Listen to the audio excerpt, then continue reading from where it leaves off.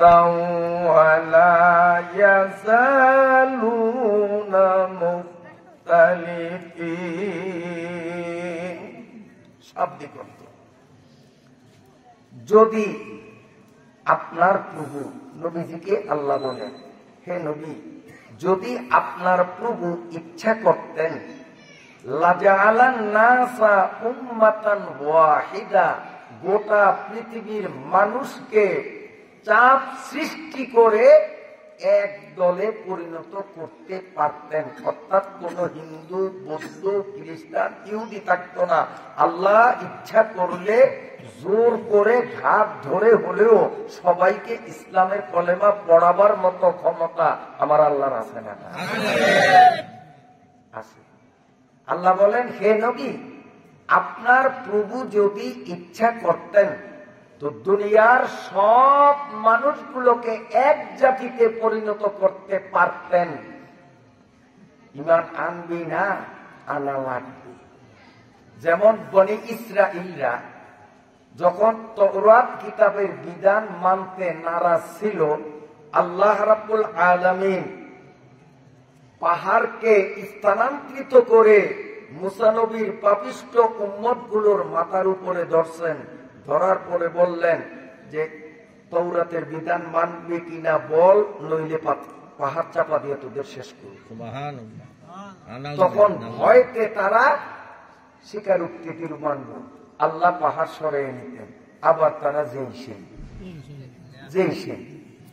তা আল্লাহ এইভাবে বল প্রয়োগ করে জো বাইডেনকে, নেতানিয়াহুকে, মোদিকে, এই যে পৃথিবীর বড় অসভ্য মানুষরূপী অমানুষ জানোয়ার, এইগুলিকে আল্লাহ জোর করে মুসলমান বানাইতে পারতেন না? আল্লাহ যদি মোদির মাথার উপরে পাহাড় ধরতেন, পাহাড় নাই ভারতে? আরব দেশে পাহাড় নাই? বিশাল বিশাল পাহাড়। আল্লাহ যদি ওই জো বাইডেনের মাথার উপরে, তারপরে যদি আপনার ওই নেতানিয়াহুর মাথার উপরে পাহাড় ধইরা বলতেন কলেমা পড়বি কিনা বল, নেই পাহাড় ছাইরা দিলাম, ভয়তে হলেও তো জান বাঁচাবার জন্য পড়বে।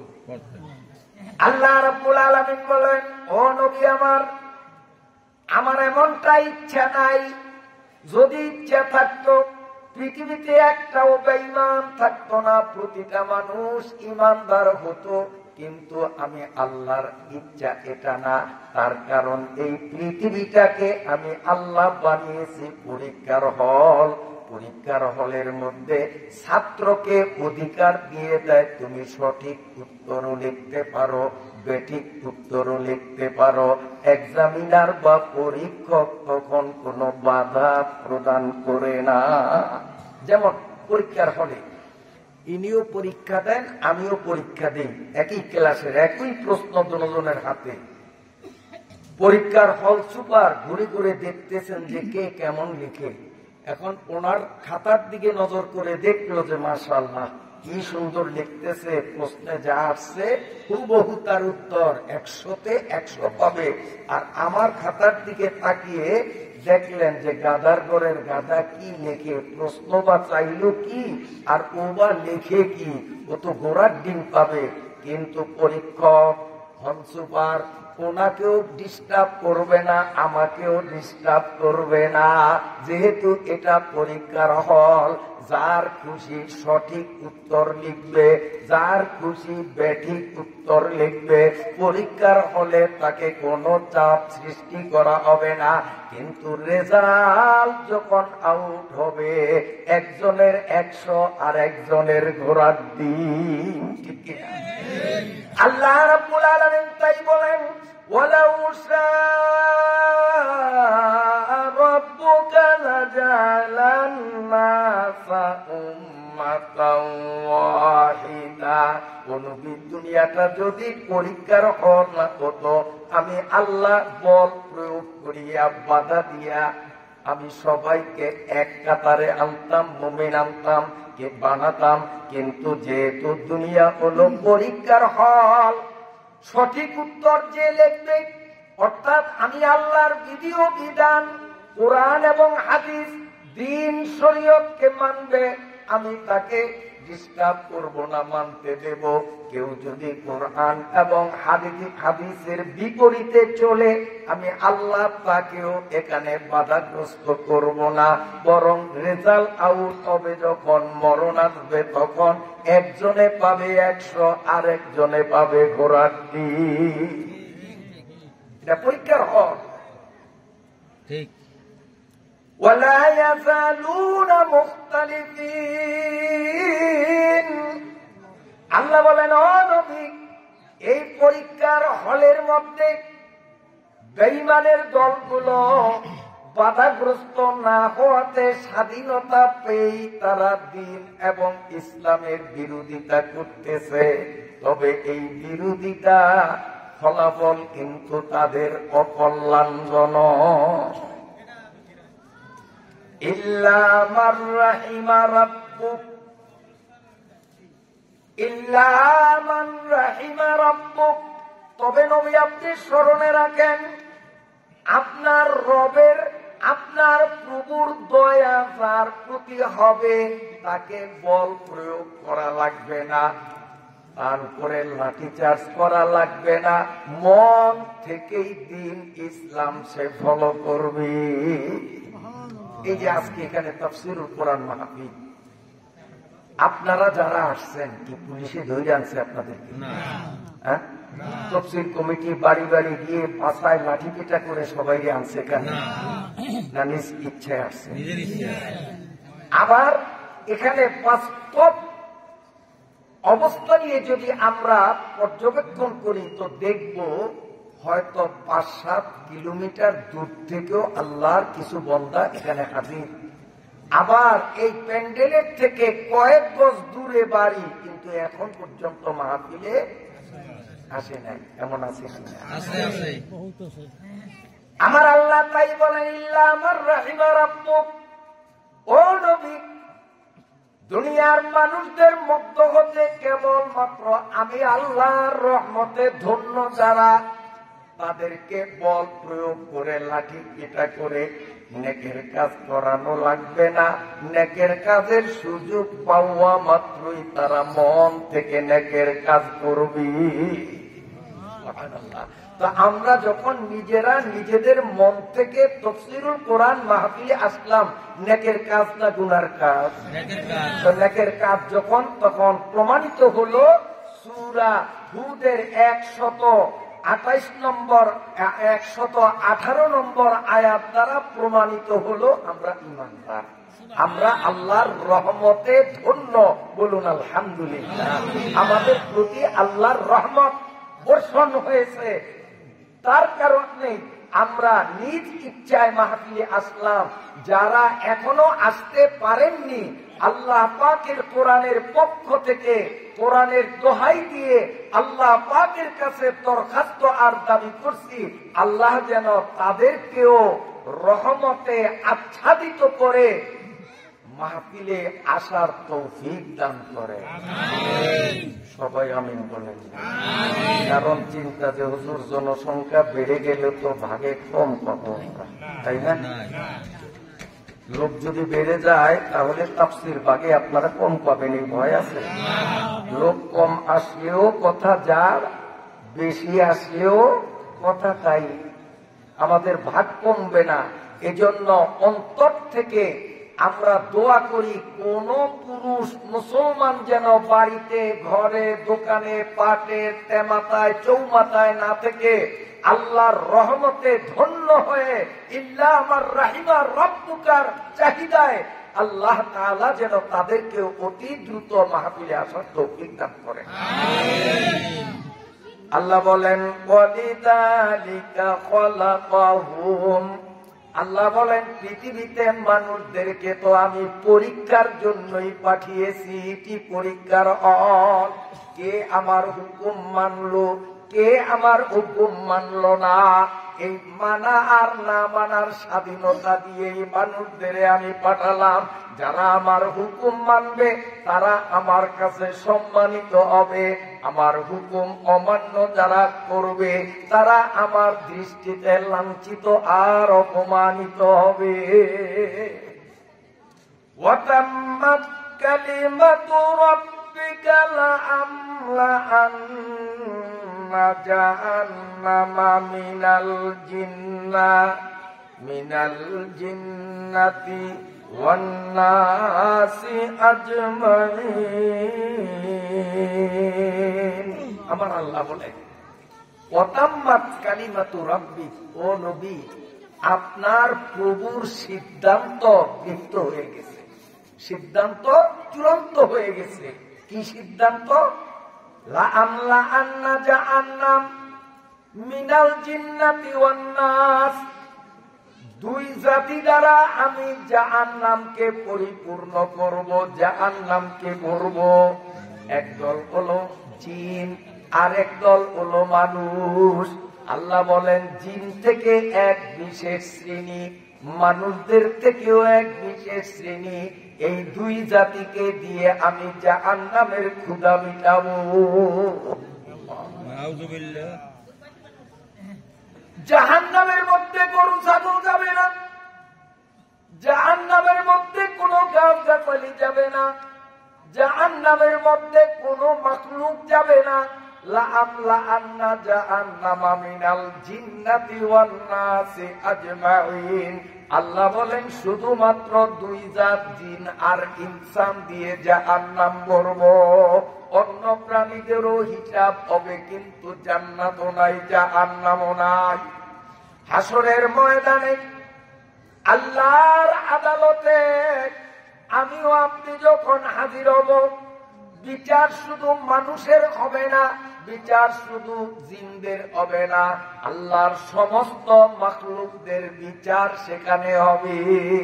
যেমন একটা বলদ গরু, আপনারা কি বলেন পুরুষ জাতীয় যেটা বলদ গরু, আর একটা গাভী, শক্তি কার বেশি? বলদটার শক্তি বেশি। এখন গাভীটাকে দুর্বল পেয়ে, গাভীটাকে দুর্বল পেয়ে শক্তিমান বলদটা অকারণে অন্যায় ভাবে দুর্বল গাভীটাকে 3টা গুতা মারল। কথার কথা, হাসরের ময়দানে আল্লাহ বলদটারেও উঠাবেন, গাভীটারেও উঠাবেন, তবে সেদিন বলদটা থাকবে দুর্বল, গাভীটা হবে সবল। আল্লাহ রাব্বুল আলামিন গাভীটারে জিজ্ঞেস করবে, অমুক দিন তোরে কয়টা গুতা মারছে? আল্লাহ 3টা গুতা মারছে। আল্লাহ বলেন আমিও জানি 3টাই গুতা মারছে, তুই মিথ্যা কথা বললি না, সত্য সত্যই বলেছ। অতএব আজকে তোমারে শক্তিমান আর ওরে দুর্বল বানাইলাম, তোমারে যেই কায়দায় যতটুক শক্তি খাটাইয়া গুতা দিছে, অতটুকুন শক্তি প্রয়োগ করিয়া তুমিও তারে 3টা গুতো মারো। যখন 3টা গুতা দিবে, আল্লাহ রাব্বুল আলামিন গাভীটারে জিজ্ঞেস করবেন উচিত বিচার পেয়েছো কিনা, আমি আল্লাহর বিচারে তুমি সন্তুষ্ট কিনা? গাভীটা বলবে আল্লাহ শতভাগ সন্তুষ্ট, আমি ন্যায় বিচার পেয়েছি। বলদটাকে আল্লাহ বলবেন তোর উপর জুলুম করা হয়েছে না সুবিচার হয়েছে? বলদটা গুতা 3টা খাইয়া সেও বলবে আল্লাহ আজকের তোমার আদালতে জুলুমের কোনো সুযোগ নাই, আমি ওরে যে পরিমাণ কষ্ট দিয়েছি চুল পরিমাণ বেশি আমারে কষ্ট দেয় নাই, হুবহু প্রতিশোধ নিয়েছে, আমি ন্যায় বিচার পেয়েছি। আল্লাহ বলবেন ও বলদ ও গাভী তোরা দুইটা মাটির সাথে মিশে যা, সাথে সাথে তারা মাটি হয়ে যাবে। জান্নাতও নাই জাহান্নামও নাই। রেন্ডি গাছ আছে আপনাদের দেশে, আপনারা কি বলেন? রেন্ডি গাছ বলেন? রেন্ডি গাছ লাগাইলেন, ওর পাশে আসে সুপারি গাছ, রেন্ডি গাছের পাশে সুপারি গাছ হয় না, সেহন হয়ে যায়। হ্যাঁ, এই যে মুরগি বসে সেহন হয়ে যায়, দুর্বল হয়ে যায়, কারণ রেন্ডি গাছের বল বেশি, ও শক্তি বেশি। মাটির মধ্যে যেই উর্বরতা সব নিজের শক্তিতে টাইনা নিজে নেয়, সুপারি গাছের মোটে ভাগ দেয় না। না খাইয়া না খাইয়া কোন মতে জীবনটাকে টিকিয়ে রাখে। হাসরের মাঠে আল্লাহ সুপারি গাছ রেন্ডি গাছকে উঠাবেন, তবে সেদিন সুপারি গাছটা হবে রেন্ডি গাছের মতো মোটা, আর রেন্ডি গাছটা হবে সুপারি গাছ দুনিয়ায় যেমন চিকন ছিল এমন চিকন। আল্লাহ রাব্বুল আলামিন পরওয়ারদিগার আলম বলবেন, ও সুপারি গাছ, তোরে দুনিয়াতে যেমন কষ্ট দিয়েছে, সব রস ও চষে নিয়েছে, তোরে দেয় নাই। আমি আল্লাহ চোখের সামনে মাটির রস এখন তুই চুষিয়া খা, পরে উপবাস রাখ। এইভাবে করার পরে আল্লাহ জিজ্ঞেস করবেন, ও রেন্ডি গাছ ও সুপারি গাছ, ন্যায় বিচার হয়েছে না জুলুম হয়েছে? উভয়ই বলবে, আল্লাহ ন্যায় বিচার 100 ভাগ হয়েছে। আল্লাহ রাব্বুল আলামিন বলবেন, মাটি হয়ে যা। সঙ্গে সঙ্গে সুপারি গাছ রেন্ডি গাছ মাটি হয়ে যাবে। একটা রাতা মোরগ আর একটা দুর্বল মুরগি, রাতা মোরগ যদি মুরগির ঠোকর মারে, আঘাত করে, আল্লাহ রাব্বুল আলামিন হাসরের ময়দানে রাতাটাকে দুর্বল মুরগিটাকে সবল বানাইয়া বলবেন, তোরে যতটা আঘাত করছে অতটা আঘাত তুই এখন আমার সামনে কর। এরপরে আল্লাহ তাদেরকে মাটির সাথে মিশাইয়া দিবে। এরপরে আসবে জিন আর ইনসানের পালা। সমস্ত জালিমদের বিচার শেষে সবাইকে, জালিম মাজলুম সবাইকে মাটির সাথে বিলীন করে একবার ধরে জিন জাতি আর মানুষ জাতি অবশিষ্ট থাকবে। আল্লাহ রাব্বুল আলামিন এদের বিচার করবেন।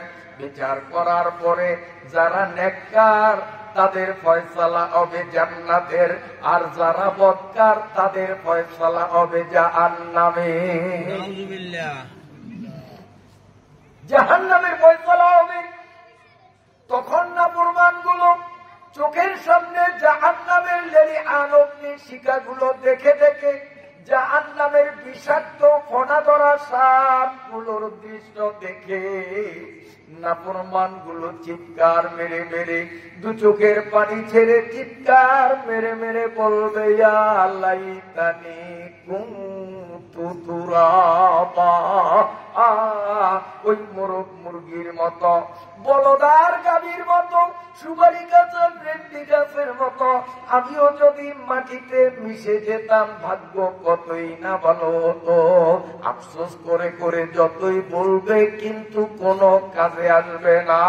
আমার আল্লাহ বলেন, লা আমলা আন্না জাহান্নামা মিনাল জিন্নাতি ওয়ান নাসি আজমাইন। নাফরমান জিন আর নাফরমান মানুষগুলো আমি জাহান্নামের পেট ভরার জন্য বানাইলাম। সবাই বলি নাউযুবিল্লাহ। وَكُلًّا نَّقُصُّ عَلَيْكَ مِنْ أَنبَاءِ الرُّسُلِ مَا نُثَبِّتُ بِهِ فُؤَادَكَ وَجَاءَكَ فِي هَٰذِهِ الْحَقُّ وَمَوْعِظَةٌ وَذِكْرَىٰ لِلْمُؤْمِنِينَ।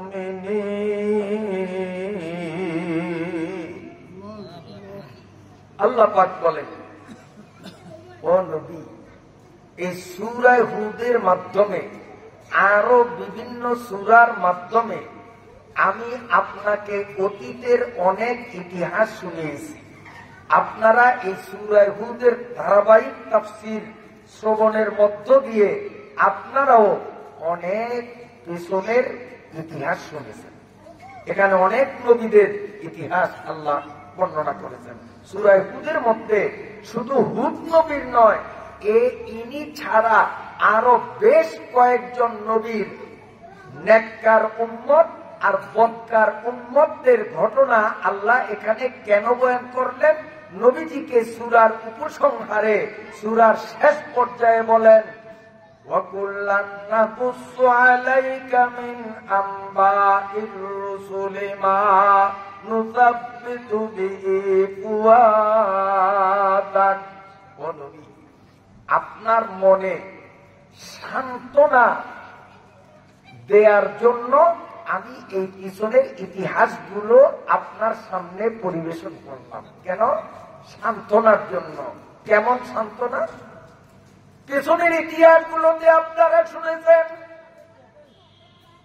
প্রত্যেকজন নবী হকের দাওয়াত যখন দিয়েছিল, এমন একজন নবী খুঁজে পাওয়া যাবে না বেঈমানরা যাদের উপর টর্চার করে নয়, বেঈমানরা যাদের উপরে অবিচার অত্যাচার জুলুম করে নাই, বেঈমানদের শক্তি বলে, রাষ্ট্র ক্ষমতা ব্যবহার করে, অর্থ বলে, জনবলে নবী এবং নবীর অনুসারীদের উপরে নির্মম অত্যাচার আর জুলুম করেছে প্রাথমিক পর্বে।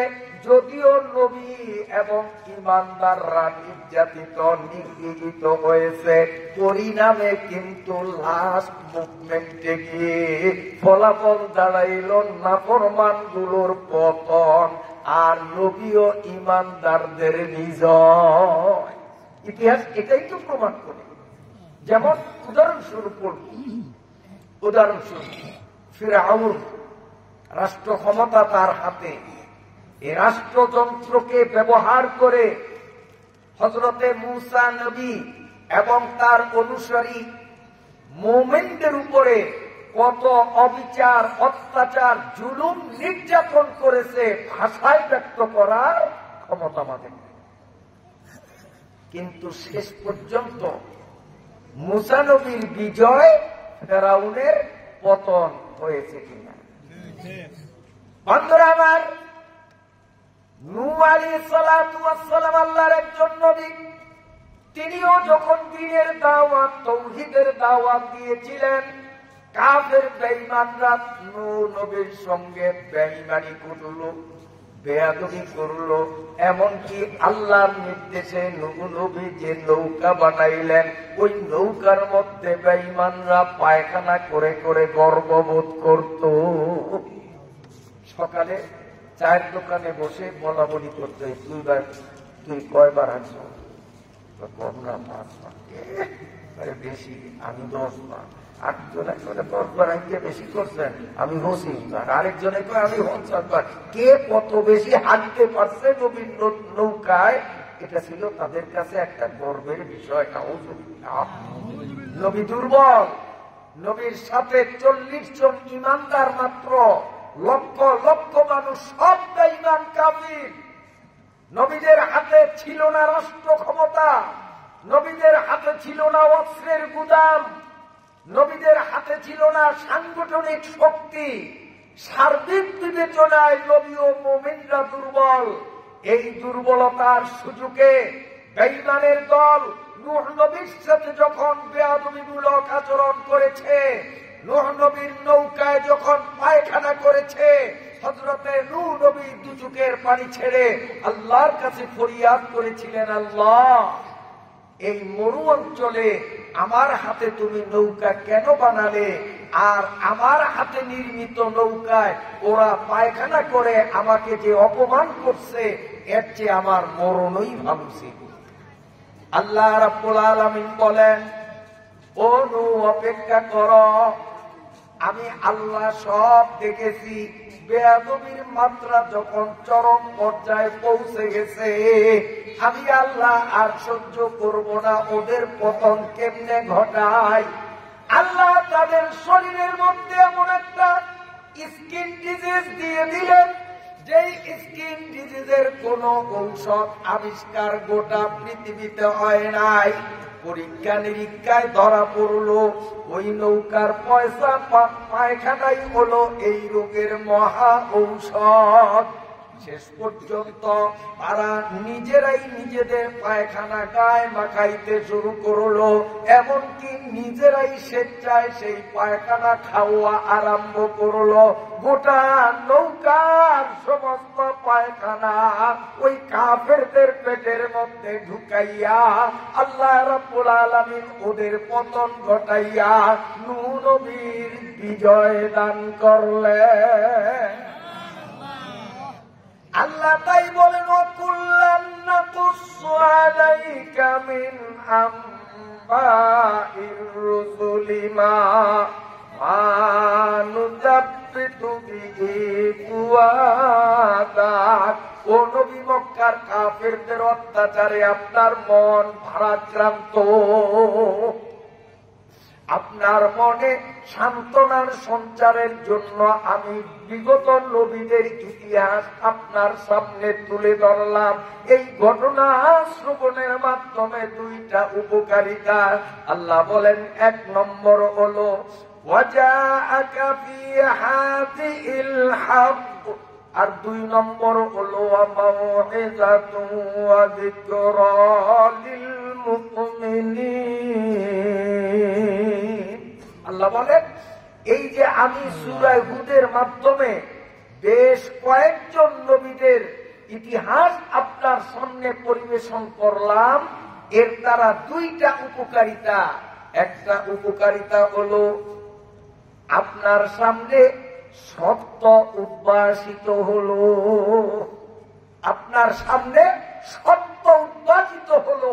অর্থাৎ আপনি জীবনে কোন কলেজ ভার্সিটিতে লেখাপড়া করেননি, ইতিহাসের কোন বই আপনি হাতে নেননি, এবং মক্কার বাইরেও আপনি ভ্রমণ করেননি, অথচ আপনি মক্কা সহ মক্কার বাইরের গোটা দুনিয়ার নবী রাসূল, মুমিন এবং কাফেরদের ইতিহাসগুলো কোরআনের আয়াতের মাধ্যমে জনগণকে শুনাইয়া আপনি যে সত্য নবী আল্লাহর পক্ষ থেকে অবগতি লাভ করিয়া আপনার মতো একজন শিক্ষাহীন ব্যক্তি এত চমৎকার ইতিহাস শুনাইতে পারে, এটাই প্রমাণ যে আপনি নবী। কারণ আপনি তো কোন স্কুল কলেজে পড়েননি, ইতিহাসের বই পড়েননি, অথচ ইতিহাসের অজানা তথ্যগুলো এই নবীদের যে কিসসা আমি আপনার সামনে তুলে ধরলাম সূরা হুদে পরিবেশিত,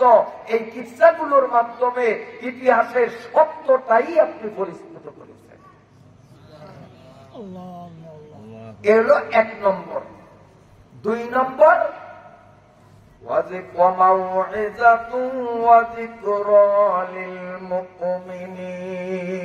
কিয়ামত পর্যন্ত যত ঈমানদার পৃথিবীতে আসবে সব ঈমানদাররা এই ঘটনাগুলোর থেকে শিক্ষা গ্রহণ করবে।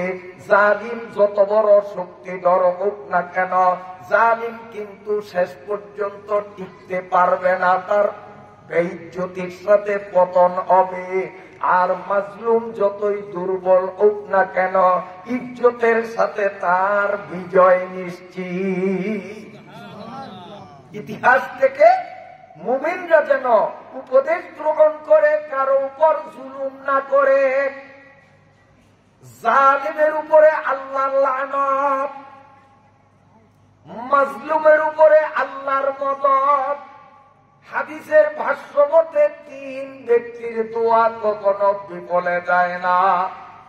তিন ব্যক্তির মধ্যে এক ব্যক্তি হলো মাজলুম, যার উপরে অবিচার অত্যাচার করা হয়।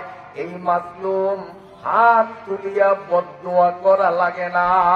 আমার জুলুমের কারণে যদি কোনো ব্যক্তি মাজলুম হয়, অত্যাচারিত হয়, তার মনের ব্যথাটাই অটোমেটিক বদদোয়া হিসাবে আমার আল্লাহর কাছে পৌঁছে যায়। বেতন সাজায় হে মাজলুমা কে হাঙ্গামে দোয়া করদান, ইজাবত আজ দরে আকবা রে ইস্তেকবাল মি আয়া। তিন ব্যক্তির দোয়া কখনো বিফলে যায় না। এক নম্বর হলো মাজলুম। মাজলুম জালেমের বিরুদ্ধে বদদোয়া করা লাগে না। জুলুমের কারণে তার মনে যে কষ্ট আসলো, এই কষ্টটাই আল্লাহর কাছে কবুল হয়ে যায় বদদোয়া হিসেবে। দুই নম্বর, দাওয়াতুল ওয়ালিদাইন। সন্তানের ব্যবহারে মা বাবা যদি সন্তুষ্ট হয়, মা বাবা হাত তুলে মুনাজাত করা লাগে না, মনের সন্তুষ্টিটাই আল্লাহর কাছে দোয়া হিসাবে কবুল হয়ে যায়। যদি কোনো সন্তানের দুর্ব্যবহারে মা এবং বাবার মনে কষ্ট পায়, মা বাবা মুখ খুলে হাত উত্তোলন করে সন্তানের বিরুদ্ধে বদদোয়া করা লাগে না। মা বাবার মনের ব্যথাটাই অটোমেটিক আল্লাহর কাছে বদদোয়া হিসেবে কবুল হয়ে যায়। সাবধান যুবক বাবারা, যাদের মা বাবা জীবিত আছে, যদি মা বাবার সাথে অন্যায় আচরণ করিয়া থাকো তাহলে তুমি জালিম, তোমার মা বাবা মাজলুম। এই মা বাবার বদদোয়া তোমার পতনের কারণ, দুনিয়াও পতন, আখেরাতেও পতন। এই জন্য যদি অপরাধ করিতে থাকো, আজকের মাহফিল থেকে বাড়ি গিয়ে জন্মদাতা বাবা, গর্ভধারিণী মায়ের পা জড়িয়ে ধরে চোখের পানি ছেড়ে মাপ চেয়ে নিও। সন্তান মা বাবার পা ধরলে এতে ইজ্জত কমে না, বরং বাড়ে। কমে না, আরো বাড়ে। দুনিয়াতেও আল্লাহ ইজ্জত বাড়াবেন, আখেরাতেও আল্লাহ ইজ্জত বাড়াবেন। 3 নম্বর মুসাফির। মুসাফির কারে কয়? নিজ এলাকা থেকে মিনিমাম 72 কিলোমিটার বা তার চেয়ে বেশি দূরত্বে যাওয়ার জন্য যেই ব্যক্তি, গ্রামবাসী, ইউনিয়নবাসী মানুষ নিজের ইউনিয়ন থেকে যখন বাহির হবে, যেমন ভান্ডারিয়ার থেকে আপনারা কোথায় যাবেন? ঢাকা যাবেন। এই ইউনিয়ন থেকে যখনই বের হয়ে আরেক ইউনিয়নে ঢুকলেন, তখন থেকে আপনি মুসাফির হিসাবে পরিগণিত। পৌরসভায় যারা বসবাস করেন, এটা পৌর এলাকা না, পৌরসভার মধ্যে যারা বসবাস করেন, ঢাকা, সিলেট কিংবা এর চেয়েও দূরত্বের আপনি রওনা দিলেন, এই ভান্ডারিয়া পৌরসভার সীমানার বাইরে যখন যাবেন, তখন থেকে আপনি মুসাফির হিসাবে গণ্য হবেন।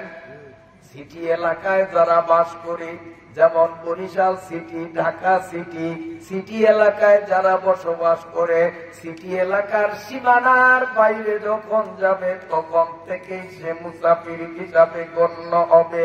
মুসাফির ব্যক্তি সফররত অবস্থায় দোয়া করলে আমার আল্লাহ তার দোয়া কখনো বিফলে ফিরায় না। আমার আল্লাহ তাই কি চমৎকার ভাবে বলতেছেন, وَكُلًّا نَّقُصُّ عَلَيْكَ مِنْ أَنبَاءِ الرُّسُلِ مَا نُثَبِّتُ بِهِ فُؤَادَكَ। ও নবী, মক্কার মানুষদের বেয়াদবির কারণে আপনার মনে খুব ব্যথা। আপনাকে এই ব্যথা লাঘবের জন্য কেমন ব্যথা আসবে না কেন? মক্কার মানুষ আমার নবীর সাথে কেমন আচরণ করছে একটু টাচ দিলে শুনবেন। আর আমরা কেমন নবীর উম্মত, আমাদের নবীর চরিত্রটা কত মহৎ ছিল বলবো। একদিন রাসূলুল্লাহ সাল্লাল্লাহু আলাইহি ওয়াসাল্লাম রাস্তায় হাঁটতেছে। তিনি দেখলেন এক বুড়ি, গ্রাম্য বুড়ি, কাপড়ের একটা গাঠি, আপনারা কি বলেন জানেন না, গাঠি বলেন, এই কাপড়ের একটা গাঠি নিয়ে বুড়ো মানুষ কি যে বেকায়দায় হাঁটতেই পারে না, এমনি ঠিক পিঠ বাঁকা, আবার কাপড়ের এক গাঠি। রাসূলুল্লাহ সাল্লাল্লাহু আলাইহি ওয়াসাল্লাম আগাইয়া বললেন, বুড়িমা যাবেন কোথায়? তো কোথায় যাই তা বলতে পারি না, তবে অনেক দূরে যাব। এটা কেমন কথা, কোথায় যাবেন গন্তব্যহীন, অনেক দূরে, কথাটা বুঝলাম না। তখন বুড়ি রসুলকে বলে, এ বেটা পাগলা, তোর বাড়ি কোথায়? তুই জানোস না, শোনস নয়, এই দেশে নাকি এক পাগল নবী দাবি করে, আরো শুধু পাগল না, মহিলাদের মুখ ছুটলে ওরা যে কত অশালীন অভদ্র ভাষায় গালি দিতে পারে, যা আমার মুখে উচ্চারণ করা সম্ভব। আপনাদের দেশের মহিলারা হয়তো ভালো হইতে পারে, গালির বড় উস্তাদ। রসুলকে অশালীন ভাষায় খুব গালাগালি করল। জানোস না এই পাগলায় ভণ্ড মোহাম্মদ নবী দাবি করছে, এই পাগলা যেই দেশে থাকে আমি এই দেশে থাকবো না, পাগলারে ঘৃণা কইরা আমি মক্কা ছাইরা অনেক দূরে যাব। নাউজুবিল্লাহ নাউজুবিল্লাহ। কারে কোন নবী সাল্লাল্লাহু আলাইহি ওয়াসাল্লাম যদি এমন কথা যদি আমারে বলতো তোম নেই তো বিসমিল্লাহ না কই নাকের বাড়িতে ছুটে যাবে, কারে কি কর। কিন্তু আমার নবী নিজের আত্মপরিচয় গোপন রেখে বললেন, বুড়িমা এই পাগলা মোহাম্মদের ঘৃণায় আপনি যখন দেশ ত্যাগ করতে চান, বুড়ো মানুষ এমনিতে আপনি হাঁটতে পারেন না, দয়া করে আপনার কাপড়ের গাঁটটিটা আমারে দেন, আমি একজন বলবান যুবক, আমি মাথায় বহন করে আপনি যেখান পর্যন্ত যাবেন ওখান পর্যন্ত পৌঁছে দেব, একটা টাকাও আমাকে বিনিময় দিতে হবে না। নবীর অকথ্য ভাষায় গালি দিল। আর সারা পথে পথে বুড়ির মুখে কিন্তু ব্রেক ছিল না। অশালীন ভাষায় অকথ্য ভাষায় আমার নবীকে গালমন্দ করতেছে। আমার নবী ধৈর্যের পাহাড় সেজে তিনি বুড়ির গাঁটটি বহন করতেছেন আর সবর করতেছেন। অনেক দূরে যাবার পরে বুড়ি বলতেছেন, বেটা এই পাগলা মোহাম্মদ রে আল্লাহ নবী হিসেবে কেন নির্বাচন করছে? তোর যে ব্যবহার, তোর যে ভদ্রতা, নবী হওয়ার 16 আনায় 16 আনা যোগ্যতা আমি তোর মধ্যে দেখি। তোরে নবী না বানাইয়া আল্লাহর কি মাথা খারাপ হইল? পাগলা মোহাম্মদ রে নবী বানাইল। নবী হওয়ার ক্যাপাসিটি, নবী হওয়ার যোগ্যতা তোর মধ্যে 100% বিদ্যমান। তোরে নবী না বানাইয়া পাগলারে নবী কেন বানাইল? আল্লাহর নবী বললেন, বুড়িমাই পাগলা মোহাম্মদের উপরে আপনি এত রাগ কেন? সারাটা পথ বকাবকি করলেন, গালিগুলাজ করলেন, অভিসম্পাদ দিলেন, লানত আর বদদুয়া দিলেন। মোহাম্মদ রে কি আচরণ করছে? মোহাম্মদ আপনাকে কি ক্ষতি করছে? বুড়ি বলেন, ওই পাগলায় আমার ক্ষতি কেমনে করবে? জীবনে আমি পাগলারে কোনোদিন দেখি নাই, ওরে দেখার ইচ্ছাও আমার না। আল্লাহর রাসূল বললেন, যারে আপনি দেখলেন না, যে আপনারেও দেখলো না, আপনার কোন ক্ষতিও করার প্রশ্নই তো আসে না, তারপরেও আপনি তার বিরুদ্ধে এতটা উত্তপ্ত কেন, এতটা খেপলেন কেন? তার প্রতি ঘৃণা পোষণ করে আপনি মক্কা ত্যাগ করতে চলছেন, কি ব্যাপার? বুড়ি তখন বলে, আমাদের নেতারাই তো আমাদের কান ভার করে দিয়েছে। মোহাম্মদ খারাপ, মোহাম্মদ সন্ত্রাসী, মোহাম্মদ জঙ্গি, মোহাম্মদ এভাবে বোমাবাজ।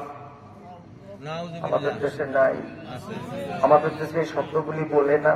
তাদেরকে বলে আলেমদেরকে, মৌলবাদ, তারপরে জঙ্গিবাদ, যুদ্ধ অপরাধী, আরো কত। আমরা এতে মোটেও বেজার হই না।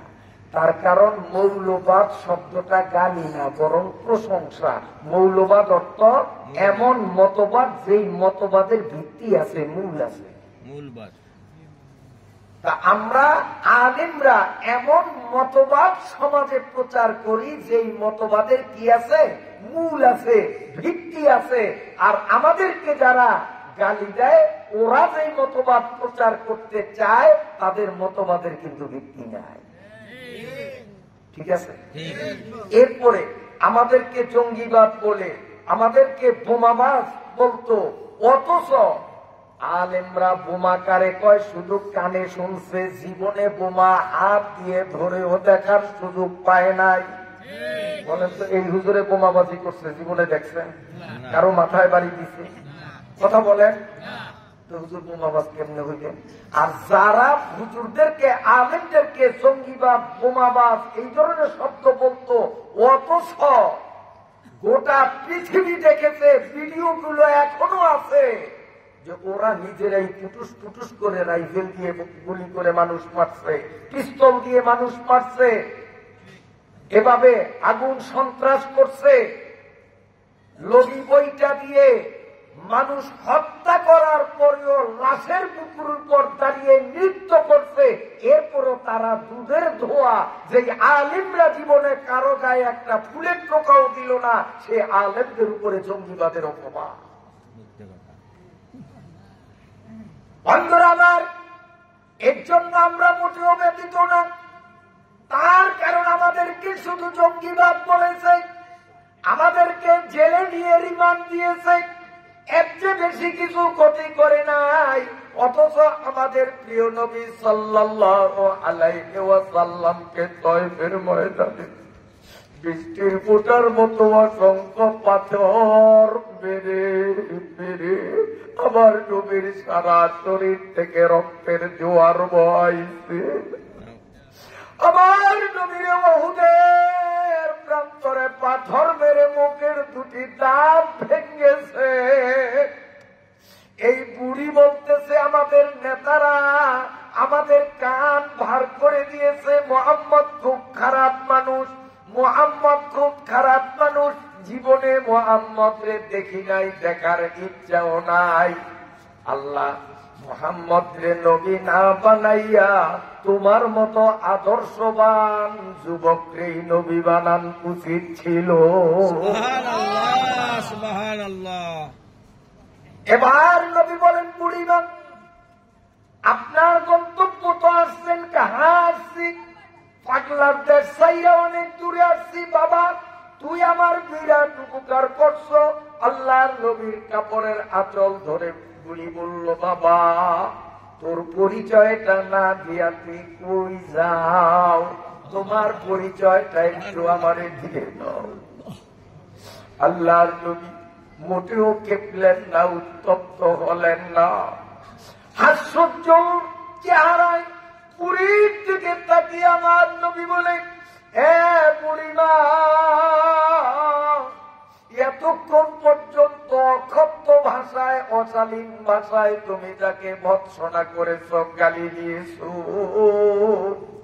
যাকে পাগল বলেছ, আমি সেই পাগলাম আম্মা।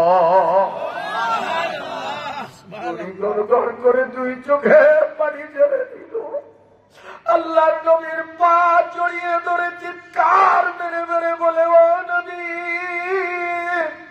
মিথ্যুক নেতাদের মিথ্যা কথায় আমাদের কান বার হয়ে গেছে, না বুঝিয়ে আপনার সাথে বেয়াদবি করছে। নবী আপনার চিনি না, দয়া করিয়া মাফ করেন। ওই নেতাদের কপালে লাথি মারলাম, আমারে কলেমা পড়াইয়া আপনার দলভুক্ত করিয়া দেন। বুড়ি নবীর হাতে কলেমা পড়িয়া মুসলিম হয়ে গেল। লা ইলাহা ইল্লাল্লাহু মুহাম্মাদুর রাসূলুল্লাহ। উদ্দিক যাব আল্লাহর রসুলকে আল্লাহ কেন সূরা হুদে কয়েকজন নবীর ঘটনা শুনাইয়া সান্ত্বনা দেন, মা নুসাব্বিতু বিহি ফুআদা। ও নবী কাফেরদের অত্যাচারে আপনার মন ভারাক্রান্ত হয়ে গেছে, আপনি বেজার হয়ে গেছেন, ব্যথিত হয়ে গেছেন। এই জন্য আপনাকে সান্ত্বনা দেওয়ার জন্য নবীদের কাহিনী শুনাইলাম। এই কাহিনীর মাধ্যমে আপনি বুঝতে পারবেন নাফরমানরা যত বড় শক্তিধর হোক না কেন, শেষমেশ তারাই অপমানিত হবে, পতন তাদের হবে, আর ইমানদারদের বিজয় হবে। আপনি নবী এখন নির্যাতিত হলেও আপনার বিজয় অতি সন্নিকটে। একদিনের ঘটনা, রাসূলুল্লাহ সাল্লাল্লাহু আলাইহি ওয়াসাল্লাম হযরতে খাদিজার ঘর থেকে সামান্য কিছু খাবার গ্রহণ করে কালেমার দাওয়াতে বেরিয়ে গেলেন। একদিন, 2 দিন, 3 দিন গত হলো, এখনো নবী বাড়ি ফিরছেন না। 3 দিন পরে গভীর রাতে আমার নবী খাদিজার দরজার সামনে দাঁড়িয়ে, ও খাদিজা, শুধু আস্তের পরে ডাক দিলেন, এ পর্দার আড়ালের কান খুলিয়ে শুনুন, আল্লাহর পয়গম্বর গভীর রাতে এসে খাদিজা আস্তের পরে একটা ডাক দিলেন। হযরতে খাদিজা দরজাটা খুলে দিলেন। আল্লাহর নবী বললেন, এত গভীর রাত পর্যন্ত তুমি জাগ্রত কেন? এমন বিশেষ কি কাজের চাপ ছিল ঘরে? এত রাত কেন তুমি বিনিদ্র আছো? কি কাজে ব্যস্ত ছিলাম? হযরতে খাদিজা বলেন, ও আল্লাহর পয়গম্বর, কোনো কাজ ছিল না, কোনো কাজ ছিল না। আপনি বাড়ির থেকে যাওয়ার পরে এই 3 দিনের 3টা রাত্রের এক রাতও আমি বিছানায় লাগাই নাই। তার কারণ আমি যদি বিছানায় শুয়ে ঘুমিয়ে পড়ি আর আপনি দরজায় এসে আমাকে ডাকেন, ঘুমের প্রবল চাপে যদি চেতনা না পাই, দরজার সামনে দাঁড়াইয়া আমারে ডাকাডাকি করিয়া আপনার কষ্ট হবে। আমি স্ত্রী, আমার আচরণে আমার স্বামীর যেন কষ্ট না হয়, এজন্য প্রতিটা রাত আমি সন্ধ্যা থেকে ফজর পর্যন্ত দরজায় দাঁড়িয়ে থাকতাম। স্বামীর খিদমত করে কয়লাম নবী সাল্লাল্লাহু আলাইহি ওয়াসাল্লাম, আইয়ুমা ইমরাআতিন মাতাত ওয়া যাওজুহা আরাযিন দাখালাতিল জান্নাহ। যেই মহিলা কথা ও কাজে, আচার আচরণে, খিদমতের মাধ্যমে স্বামীর মনস্তুষ্টি অর্জন করতে সক্ষম হবে, আল্লাহর নবী বলেন, ওই মহিলা মরতে দেরি, জান্নাত পাইতে দেরি হবে না। আর কোন কপাল পোড়া মহিলা মুখ থেকে যদি এমন কথা উচ্চারণ করে, যেই কথার কারণে স্বামীর মনে কষ্ট পাইছে, ব্যথা পাইছে, আল্লাহর পয়গম্বর বলেন, মহিলার এক কথাই তার আমল নামার থেকে 70 বছরের কবুল ইবাদত কাটিয়ে দেওয়া হবে। নাউযুবিল্লাহ, নাউযুবিল্লাহ। কষ্ট হয় আপনাদের? আল্লাহ, আমি বলতেছি, হযরতে খাদিজাকে রাসূল জোরে ডাকছেন না আস্তে ডাকছেন? আস্তে। খাদিজা টাস করে দরজা করলেন। কি কাজে ব্যস্ত? তুমি এখনো জাগ্রত? কোনো কাজ নাই। আমি ঘুমিয়ে থাকলে আপনি খাদিজা খাদিজা খাদিজা বলে ডাকবেন, দাঁড়িয়ে থাকবেন, আপনার কষ্ট হবে। এজন্য আমি একটি রাত বিছানায় পিঠ লাগাইনি, আমি এখানে দাঁড়িয়ে দাঁড়িয়ে আপনার অপেক্ষা করতাম যে আপনার কণ্ঠ শুনলেই যেন আমি সাথে সাথে দরজা খুলে দিই। হযরতে খাদিজা দরজাটা খুলেই আল্লাহর পয়গম্বরের শরীরের দিকে তাকিয়ে চোখের পানি ধরে রাখতে পারলেন না। খাদিজা 2 চোখের পানি ছেড়ে দিয়ে আল্লাহর রাসূলকে বরণ করলেন, ঘরে নিয়ে শোয়াইয়া দিলেন। বেঈমানের বাচ্চারা পাথর মারতে মারতে আমার নবীর সারা শরীরটাকে ক্ষত বিক্ষত বানাইয়া, নবীজির পবিত্র দেহের হাজার জায়গা থেকে রক্তগুলো বেয়ে বেয়ে পড়তেছে। খাদিজা 2 চোখের পানি ছেড়ে নিজের ওড়না ছিঁড়ে ছিঁড়ে রক্ত বন্ধের জন্য ক্ষত স্থান ব্যান্ডেজ করতেছে। এখনো ব্যান্ডেজ শেষ হলো না। আল্লাহর রাসূল শোয়ার থেকে উঠার চেষ্টা করেন, কিন্তু ব্যথায় শরীর এমনটা ভারাক্রান্ত হয়ে গেছে, আমার নবী নিজের শক্তির বলে শোয়ার থেকে উঠতে পারে না। নবীজি খাদিজার সহায়তা চাইলেন, আবার একটু ধৈর্য উঠাইয়া দাও। খাদিজা বলেন, না, আপনারে উঠানো যাবে না, নড়াচড়া করলে রক্ত বন্ধ করা যাবে না গো নবী। একটু ধৈর্য ধরে সবার করেন। আমি এক এক করে আপনার প্রতিটা ক্ষত স্থানকে ব্যান্ডেজ করি যেন রক্ত বাহির না হয়। ঔষধ ছিল না, শুধু নেকড়া দিয়ে পেঁচায়। আল্লাহ নবী বললেন আমারে উঠাইয়া দাও। বারবার বলার কারণে খাদিজা ধৈর্য নবীজিরে যখন উঠাইয়া দিলেন,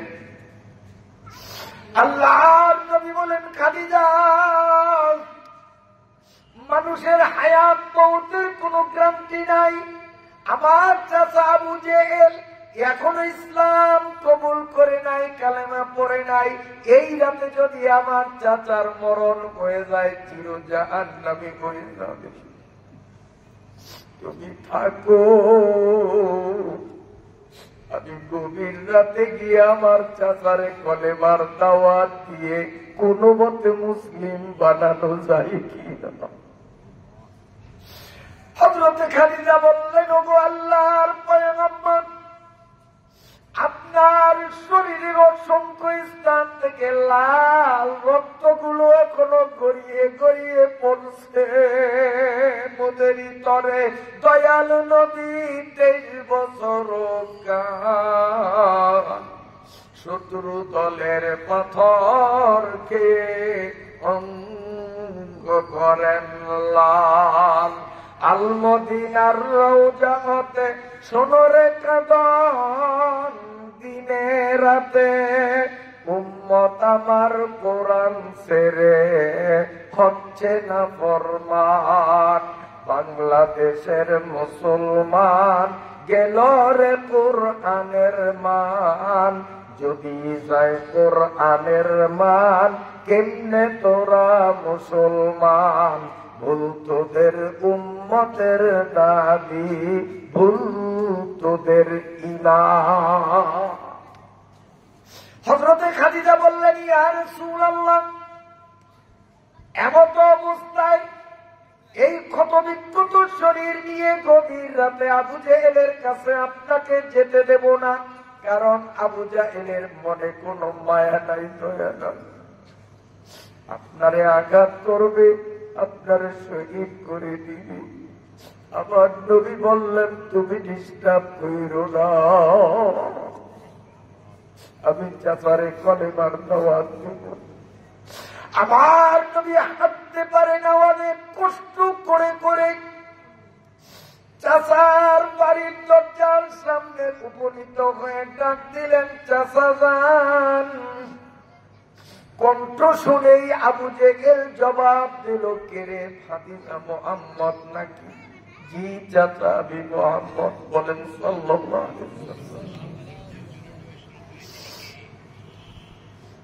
চাচা একটু দরজা খুলে।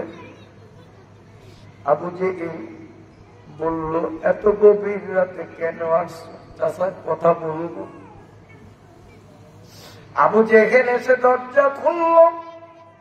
আমার নবীর শরীরের মধ্যে শত শত ব্যান্ডেজ, ব্যান্ডেজহীন ক্ষত স্থান থেকে লাল রক্তগুলো তখনও বেবে পড়ছে। প্রচন্ড আবু জেহেলের চোখে মায়ার উদ্রেক হলো না। আল্লাহর নবী রক্তাক্ত বদনে চাচাকে বলেন, চাচা, হায়াত মৌতের কোন গ্যারান্টি নাই। বেঈমান অবস্থায় মারা গেলে চির জাহান্নামী হবে। চাচা গো, হাঁটতে পারি না, অনেক কষ্ট করে আসলাম, একটু কলেমাটা পড়ে।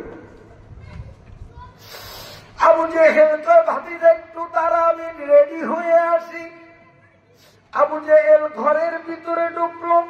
আল্লাহর পয়গম্বর বুক ভরা আশা নিয়ে অপেক্ষা করতেছেন। চাচা বুঝি উযু গোসল সেরে আসবেন কলেমা পড়ার জন্য,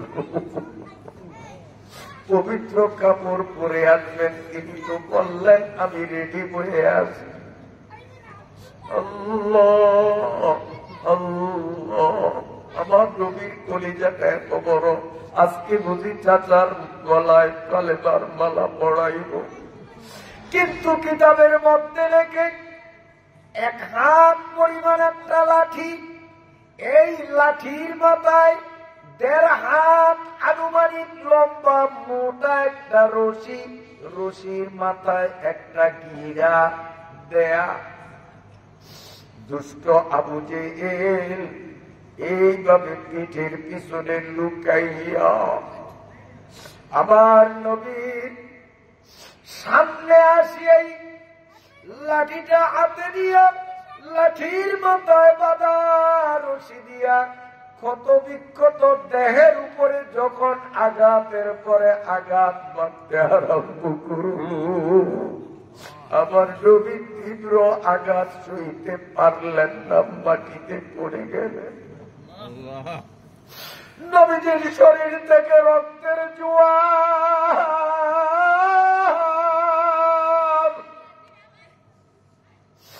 আল্লাহর পয়গম্বরের সারা শরীর থেকে নদীর স্রোতের মতো লাল রক্ত করে দিয়া জঙ্গে বহুতে মুস্তফা দান ये शरीयत ये तरीक़त हमको मिलने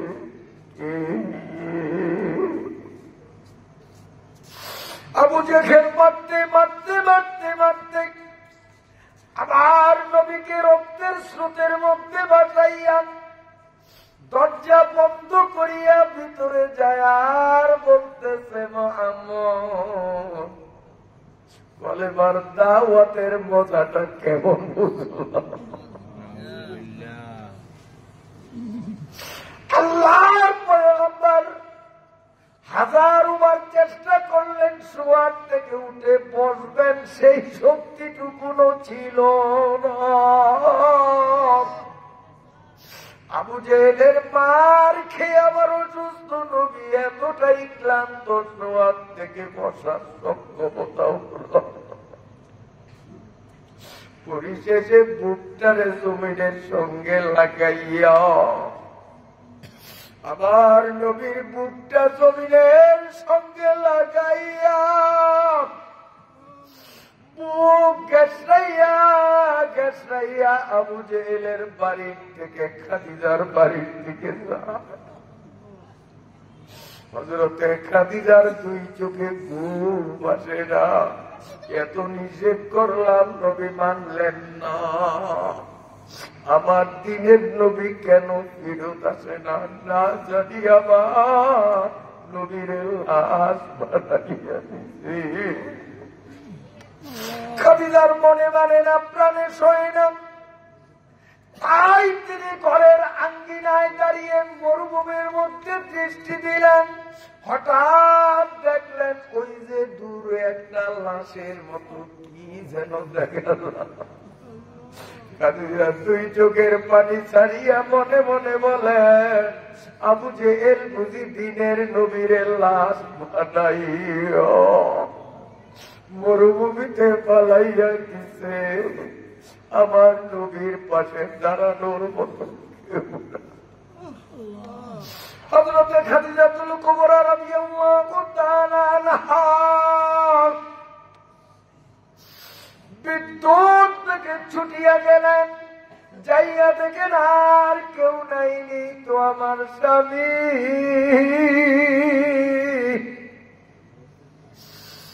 আল্লাহর নবী বলেন, খাদিজা রে, বুক গেছরাইয়া এতটুকু আসলাম, এখন বুক গেছরাইয়া চলার মতো শক্তিও আমার না। হযরতে খাদিজাতুল কুবরা স্বামীকে কোলে নিয়া অনেক কষ্ট করিয়া বাড়িতে আসলেন। নবীজির না দিনে না রাতে, না বাড়িতে না বাজারে না রাস্তা ঘাটে কোথায়ও শান্তির নিঃশ্বাস ফেলার সুযোগ ছিল।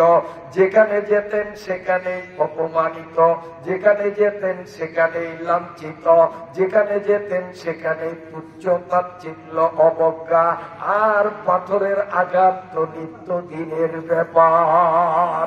এই জন্য আঘাতের পরে আঘাত খেয়ে মানসিক ভাবে আমার নবী যখন মনের দিক থেকে কিছুটা ভারসাম্যহীন হয়ে গেলেন, আহারে এইভাবেই বুঝি আমার জীবন শেষ হয়ে যাবে, ইসলাম বুঝি পৃথিবীর কানায় কানায় পৌঁছাইতে পারবো না।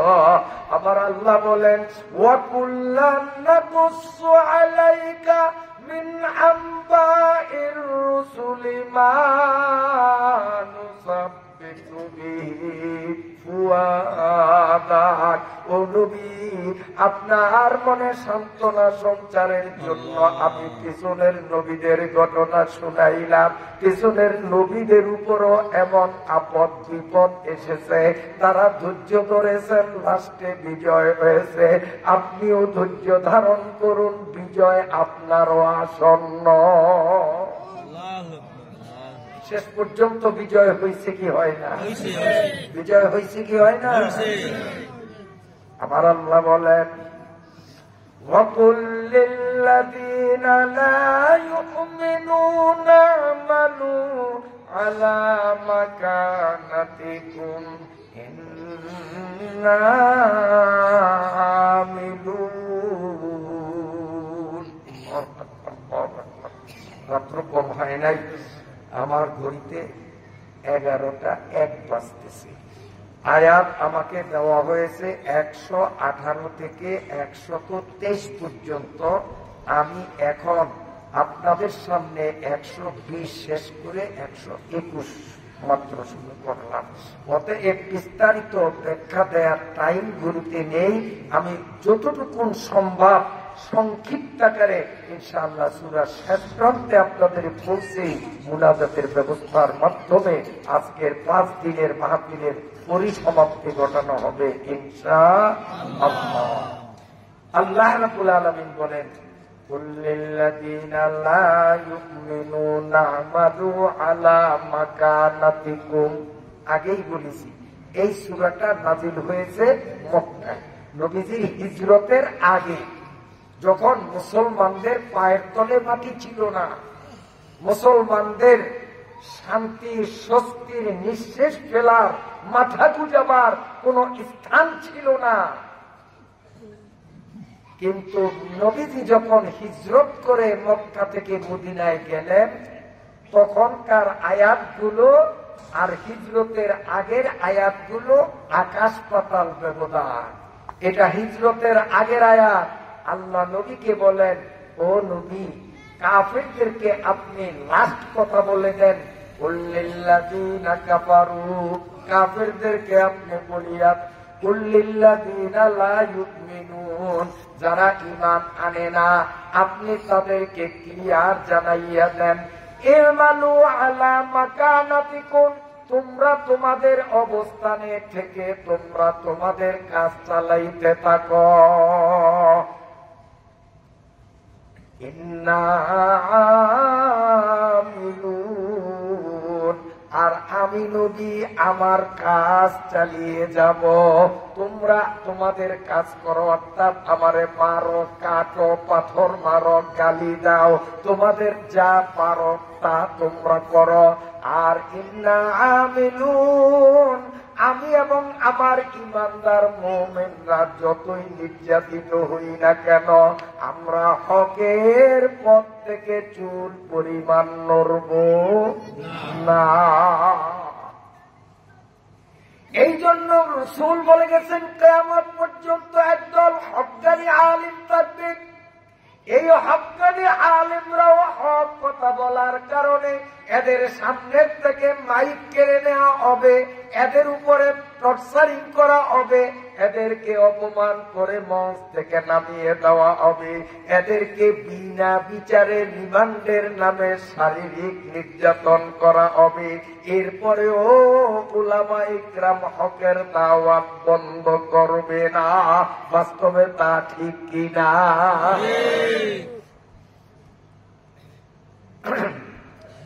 আমার আল্লাহ বলেন, ওয়ান্তাযিরু ইন্না মুনতাযিরুন, তোমরাও অপেক্ষা করো, আমরাও অপেক্ষা করি। এই দিনই দিন নয়, এরপরেও দিন আছে, সেটা হলো হাসরের দিন। সেদিন চূড়ান্ত ফয়সালা হবে বিমুক্তি জীবনে।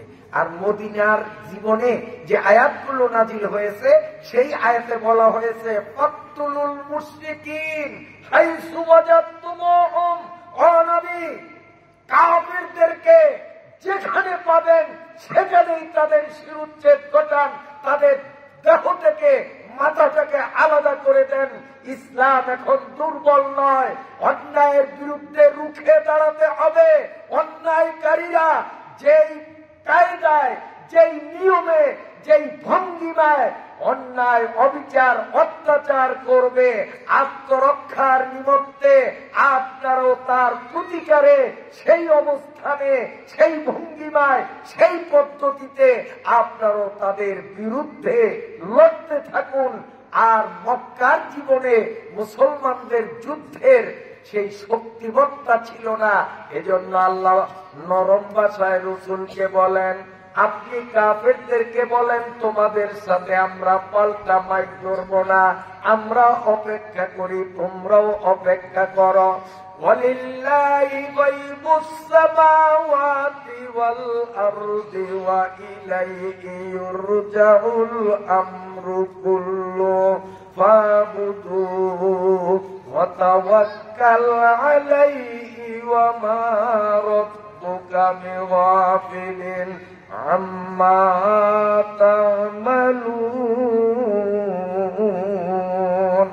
সকলে বলেন সাদাকাল্লাহু মাওলানাল আযীম। জিকির করেন লা ইলাহা ইল্লাল্লাহ, লা ইলাহা ইল্লাল্লাহ, লা ইলাহা ইল্লাল্লাহ, লা ইলাহা ইল্লাল্লাহ, লা ইলাহা ইল্লাল্লাহ মুহাম্মাদুর রাসূলুল্লাহ।